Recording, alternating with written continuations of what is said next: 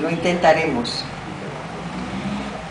Quiero iniciar mi intervención reivindicando la importancia del diálogo como herramienta para construir el mundo. Para ello siempre me gusta recordar la mitología de los pobladores originarios de Mesoamérica y al maestro Paulo Freire. En el primer caso, muchos mitos fundacionales de nuestros pueblos originarios dicen que los dioses se juntaron en medio de la oscuridad y hablaron largamente entre ellos, y como resultado de ese diálogo decidieron crear el mundo con todas sus riquezas, incluyendo a los seres humanos. Ese acto creativo lo concretaron a través de su palabra, nombrando con ella a cada una de las cosas a las cuales le iban dando vida: el sol, la luna, las estrellas, las plantas, los animales, etc., y a los seres humanos. Y también con su palabra decidieron dotarnos a nosotros de la virtud de su aliento divino y creativo, del lenguaje, de la palabra. En el caso de Freire, reivindicó ampliamente en toda su obra y su práctica educativa la importancia y el potencial transformador del diálogo. Él sostiene que los seres humanos, mediados por el mundo, por medio de uso del diálogo, de la palabra, se apropian del mismo, toman conciencia de la realidad social y de sus injusticias y luchan por transformarla. La praxis social transformadora pasa para Freire necesariamente por la construcción de un mundo alternativo en nuestras conciencias, en nuestros proyectos e ideales comunes, en nuestras utopías compartidas, por medio del diálogo, de la palabra, como herramienta a la vez de apropiación y de transformación del mundo. Creo que esta tradición, por un lado mitológica y por el otro pedagógica, es la que sirve de inspiración a este debate al cual nos ha convocado el colectivo 2 de julio. Personalmente, tengo la convicción de que solo con el diálogo podemos ir construyendo desde ahora un futuro de esperanza para la democracia y la justicia para todos.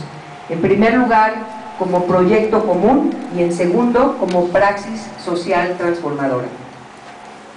Ahora bien, en relación con el tema para el cual hemos sido convocados, quiero decirles que en nuestro grupo hemos conversado mucho sobre esta cuestión para poder construir la posición que me toca exponerles.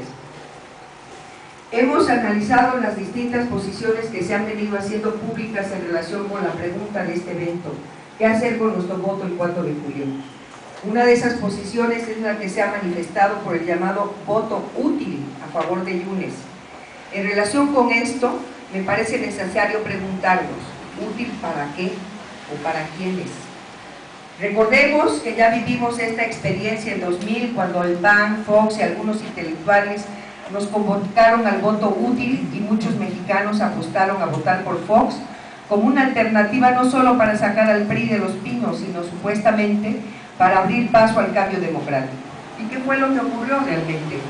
El tiempo nos demostró que teníamos razón los que pensábamos que el candidato del PAN representaba más de lo mismo, esto es, la continuidad e incluso profundización de las políticas neoliberales impuestas a nuestro país desde el sexenio de Carlos Salinas de Gortari. Efectivamente, los partidarios del voto útil ayudaron a que el PRI fuera derrotado después de 70 años de gobiernos sucesivos de corrupción, pero el cambio democrático no vino. El precio de este error lo pagamos todos, pero sobre todo los más pobres de este país. Se incrementó la pobreza y el desempleo, se redujo el núcleo de los más ricos y sus riquezas crecieron de manera exponencial al amparo de la corrupción y de las prebendas del gobierno, entre otras cosas, para exentarlos de pagar impuestos. La corrupción también se incrementó, al mismo tiempo que aumentaron los puestos de los altos mandos en el gobierno y los ingresos de quienes los ocupan.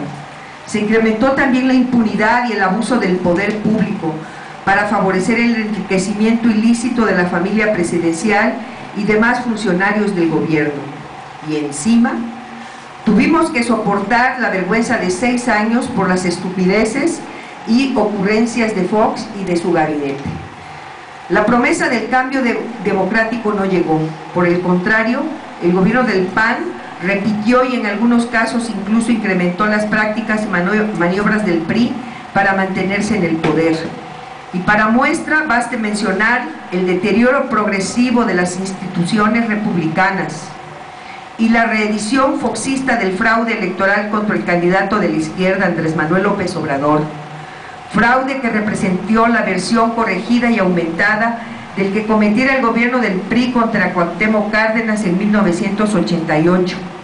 En este último, el PRI contó con el apoyo del PAN para imponer a Salinas de Gortari, y en el 2006 el PAN contó con el apoyo del PRI para imponer a Calderón en la presidencia.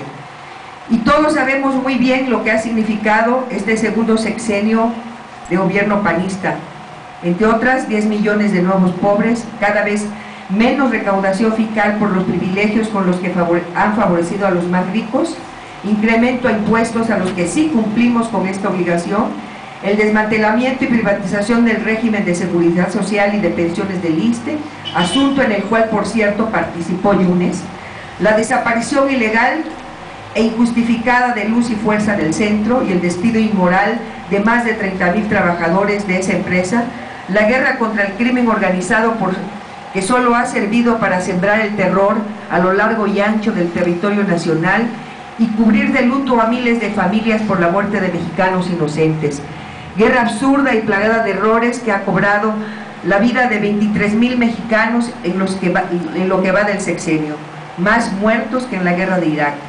La muerte de los niños de la guardería ABC, en fin, la lista de injusticias se antoja interminable, y ahí la dejo porque son cosas que ustedes conocen de sobra y que con los ejemplos que he mencionado son suficientes, me parece, para demostrar que el PRI y el PAN forman parte de una misma mafia. Hoy en Veracruz, de nuevo hay quienes están llamando al voto útil a favor de otro candidato panista, Yunes. Y entre los argumentos está el que con ello se va a derrotar a Fidel Herrera Beltrán y a su candidato, porque dudosas encuestas ubican a Yunes en segundo lugar. También nos dicen que esa es la manera de expresar nuestro hartazgo y rechazo al despilfarro del dinero de nuestros impuestos, en las insultantes campañas de publicidad con la que han pintado de rojo gran parte de nuestros espacios, tantos públicos como privados, haciendo que evitemos usar ese hermoso color y guardar para mejores tiempos nuestras prendas de vestir rojas, para librarnos de que hasta nuestros amigos nos digan fidelistas. Y digo que han invadido también nuestros espacios privados, no solo por la agresión a nuestro guardarropa, sino además porque hasta cuando pagamos, muy caro por cierto, por entrar al cine a ver una película, nos tenemos que chutar la propaganda roja. Y lo mismo ocurre cuando hacemos uso del internet o de la televisión, aún en la privacidad de nuestra casa. Pero resulta que Yunes también ha hecho uso insultante e ilegal de los recursos públicos, en este caso federales, para promover su imagen y su candidatura, y se han hecho públicas muchas otras cosas de este candidato, algunas como parte de la guerra sucia, pero no necesariamente carentes de verdad. ¿Cuál es la diferencia entre uno y otro candidato? ¿Para qué y para quién sería de utilidad el voto útil? Ustedes tienen la respuesta. Otra de las propuestas que se ha estado ventilando hoy es la de la anulación o la abstención. En este caso me gustaría que recordáramos que en las pasadas elecciones federales este tipo de comportamiento electoral solo sirvió para que el PRI incrementara su porcentaje de votos y tuviera mayor representación en la Cámara de Diputados a costa de los partidos democráticos y de izquierda.